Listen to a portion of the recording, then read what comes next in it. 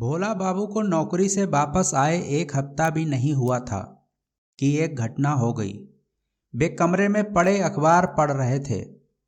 एक शाम खिड़की से कोई किरण आई और उनके गंजे सिर पर पड़ रही, जैसे वह किसी नन्हे बच्चे की हथेली हो, गरम और गद्देदार।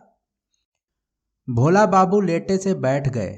देखा, सूरज पहाड़ी के पीछे कहीं चला गया है और वह किरण उनके सिर पर ज्यों की त्यों रखी है।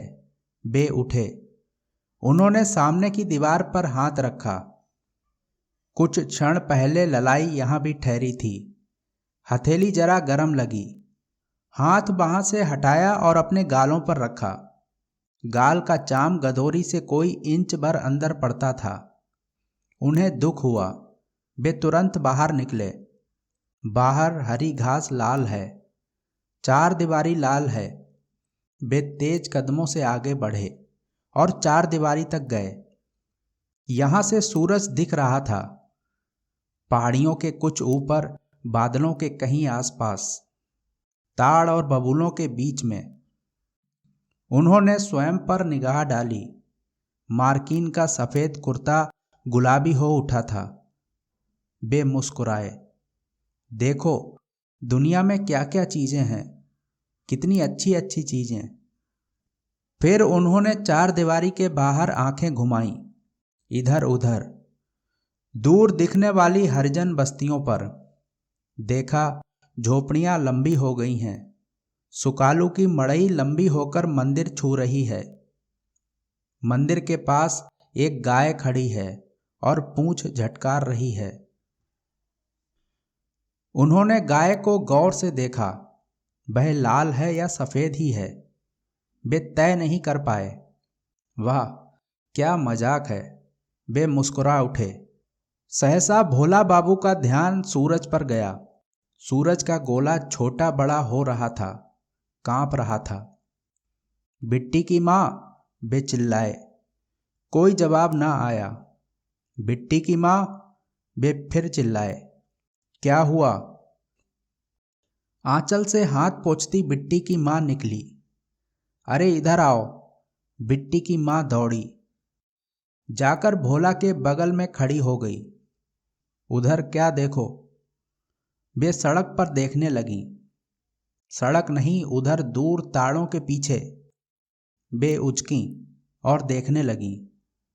फिर भोला बाबू की ओर मुड़ी और खुश हो उठी। कितना अच्छा। भोला बाबू गदगद हो गए। हाँ, बहुत अच्छा, बिट्टी की माँ बोली। क्या बहुत अच्छा? भोला बाबू दाहिनी ओर घूमे। ईंटों से लदे खच्चरों की पांत, उनके पीछे चलते आदमी। भोला बाबू जोर से हंस पड़े। औरत की जात, खच्चर और गधे के सिवा देख ही क्या सकती हो? तो क्या देखने को कहते हो? कुछ नहीं, जाकर माड़ पसारो और आटा गूंथो। नहीं, जरा मुझे भी दिखाइए ना। उन्होंने हठ किया। क्या दिखाऊं? खाक? इतनी देर से परेशान हूं खच्चर दिखाने के लिए। तो क्या है? बिट्टी की मां ने जोर दिया। ताड़ों के बीच में देखो, धुंधली धुंधली पहाड़ियां हैं। हैं। लाल सूरज है। हाँ। गोलाई पर पतले भूरे बादलों की लकीरें हैं। हाँ हैं। तो देखो, उसे अच्छी तरह देखो। उसे क्या देखना? आप आज देखते हैं, मैं जिंदगी भर से देख रही हूं। भोला बाबू ने गर्दन हिलाई। जिंदगी भर से देख रही हो? हाँ। अच्छा, बड़ा अच्छा कर रही हो। अब एक काम करो कि चलो, चूल्हा फूंको। बिट्टी की मां खड़ी रही, भोला बाबू को देखती रही। मैं कहता हूं जाओ। भोला बाबू चीख उठे। बिट्टी की मां डरकर चली गई। भोला बाबू देखते रहे। सूरज बादलों पर उभरते रंग, रंगों पर खिंचती धारियां, पहाड़ियों के सामने वाले हिस्सों का धुंधलेपन के बिल्कुल ऊपर चोटी पर लाल कुहासे का क्षीण होना। वे जिंदगी भर तार बाबू रहे। उन्होंने सोचा, पहाड़ियों के इस जिले में ही रहे। उनसे कोई गांव नहीं छूटा, कस्बा नहीं छूटा, शहर नहीं छूटा। लेकिन यह सूरज अब तक कहाँ था? यह शाम आखिर किधर थी? आज वे क्या देख रहे हैं? उन्होंने अपने पीछे किसी बच्चे के किलकने की आवाज सुनी। कौन? नीलू। नीलू कूदता हुआ आया। और सब कहाँ हैं? खेल रहे हैं। कहाँ? नीलू ने मकान के पीछे वाले मैदान की ओर संकेत किया। अच्छा जाओ, दौड़ो तो सबको बुला लाओ। नीलू दौड़ गया। भोला बाबू सूरज को देखते रहे, कभी इधर से कभी उधर से, कभी उचक कर कभी झुककर। उन्होंने खुश होकर तालियां बजाईं। उन्हें लगा गोले का ऊपरी सिरा, जिसके एक किनारे काले बादल की पतली लकीर है, डूब रहा है। सूरज की किरणें अब उधर नहीं हैं, ना मैदानों में, ना हरे खेतों में, ना झोपड़ियों में। वे बादलों के पीछे से ऊपर आकाश की ओर जा रही हैं, प्रकाश की कई धाराओं में, कई रंगों में। नीलू, वे पीछे मुड़कर चिल्लाए। कोई नहीं दिखा। सबके सब कहाँ गुम हो गए? वे बुदबुदाए। अरे ओ, कौन जा रहा है? सामने वाली सड़क से एक ऊंट जा रहा था। उस पर गंदी कमीज पहने एक आदमी बैठा था। वह निश्चित बीड़ी पी रहा था। हम तुम ही से कह रहे हैं। उसने सिर घुमाकर इधर देखा। जरा सामने ताड़ों के बीच तो देखो, वहां क्या है? ऊंट वाला उधर देखता हुआ आगे बढ़ गया। साले, भोला बाबू के मुंह से निकला। सूरज डूब गया। वे वहां से हट आए, आराम कुर्सी पर चुपचाप बैठ गए। उनका मन उदास होने लगा। चाय का प्याला आया, सामने की मेज पर रख दिया गया। उन्होंने आंखें खोलीं। सामने बिट्टी की माँ थी। जरा धोती और छड़ी तो ले आना। क्यों, कहीं जाइएगा? भोला बाबू नहीं बोले। धोती और छड़ी आ गई। धोती पहनी और छड़ी ली और चले। यह ऐसी बात नहीं जो यूं ही छोड़ दी जाए, उन्होंने विचारा। वे आज चलेंगे और कहेंगे, सबसे कहेंगे। लेकिन सबसे पहले माधव के यहाँ चलेंगे। माधव मुख्तार जो है, सब कुछ समझता है, बूझता है। फिर उसे लेकर कहीं और। भोला बाबू पकड़ी के पास से मुड़ने को हुए कि सामने देखा बीज गोदाम है। कहीं से जिलेदार साहब भी आ गए हैं और दूसरे लोग हैं। वे अंदर गए। आइए आइए तार बाबू, बैठिए, जिलेदार साहब बोले। भोला बाबू ने एक कुर्सी खींची और बैठ गए। उन्होंने बूढ़ी आंखों से घूर कर देखा। कई चेहरे नए हैं। उनके आने से बातों में थोड़ी बाधा पड़ी। कहिए, कुछ परेशानी से हैं? परेशान तो क्या, लेकिन हूं ही। भोला बाबू ने हंसने की कोशिश की। फिर बातें चल पड़ीं। जिलेदार साहब ने कहा कि इस साल नहर में खूब मछलियां आई हैं। जिलेदार साहब, अगर आपको मछलियों का शौक हो तो एक काम करें, एक आदमी ने कहा। क्या? आप रात में छलके पर जाल लगवा दें।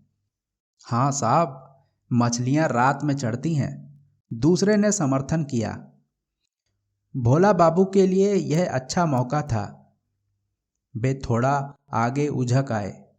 तो क्यों ना जाल शाम को ही लगवा दिया जाए? हाँ, ऐसा भी कर सकते हैं, जिलेदार साहब ने कहा। और शाम भी कब?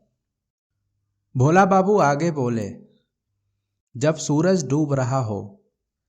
अरे शाम बाम से कुछ नहीं होता। मछलियों के चढ़ने के समय आधी रात और भिन्न अनुसार सबसे अधिक। भोला बाबू फिर कुर्सी की पीठ के सहारे हो रहे। बात हाथ में आकर फिसल गई। इसका उन्हें दुख हुआ। वे चुप हो गए। इतने लोगों के आगे कहना ठीक ना होगा, उन्होंने सोचा। अकेले हों तो कहा जाए।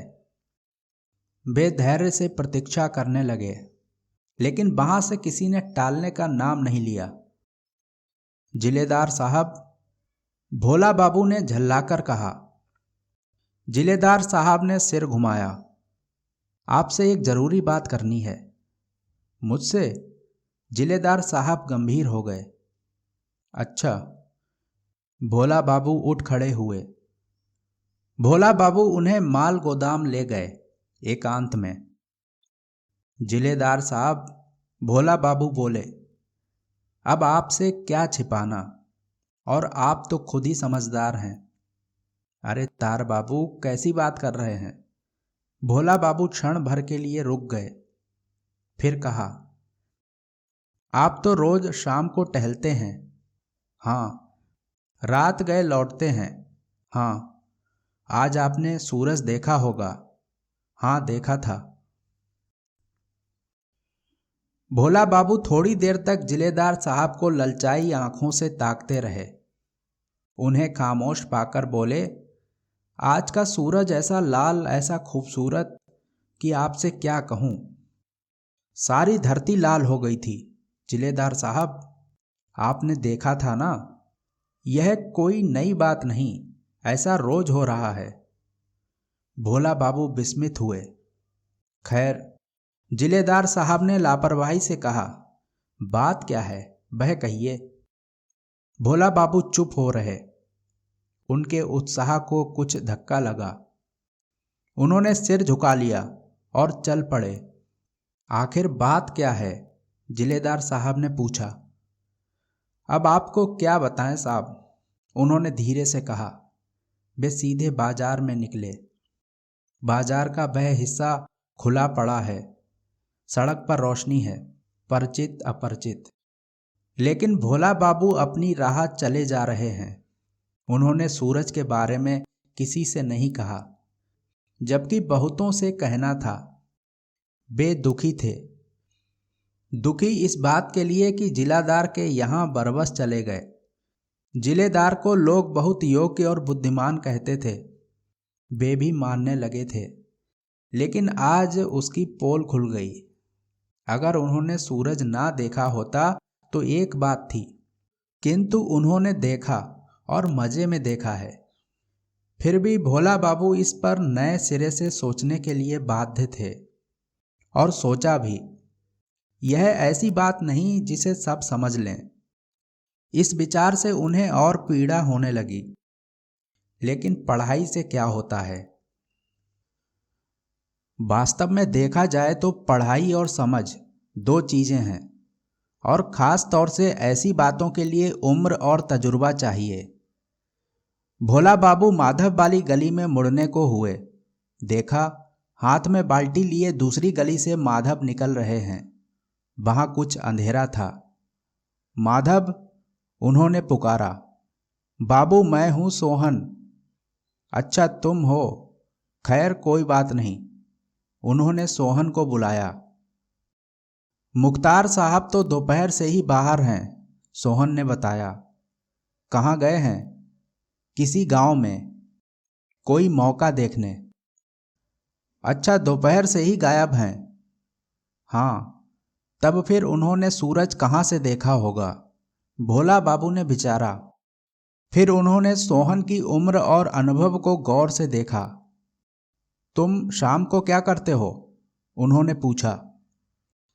छनहर जाता हूँ, खली मलता हूँ, सानी लगाता हूँ, दूध दूहता हूँ। और सूरज देखते हो या नहीं? सूरज? सोहन ने विस्मय से पूछा। तुमने आज का सूरज देखा था? कौन सूरज? सुरजा तेली? नहीं, कोहलू बेवकूफ। भोला बाबू खींच उठे। सोहन हंसने लगा। बाबू, मैं गवार आदमी क्या जानूं, किसको पूछते हैं? मैं आसपास के सूरज की बात कर रहा हूं। हाँ बाबू, देखा था। कुछ खास तुम्हें लगा था? मतलब? सोहन ने दीनता प्रकट की। कुछ गोल गोल, कुछ लाल लाल। भोला बाबू ने सोहन की सहायता की। तो तुम्हारा सिर और भैंस पालो, उन्होंने क्रोध में कहा।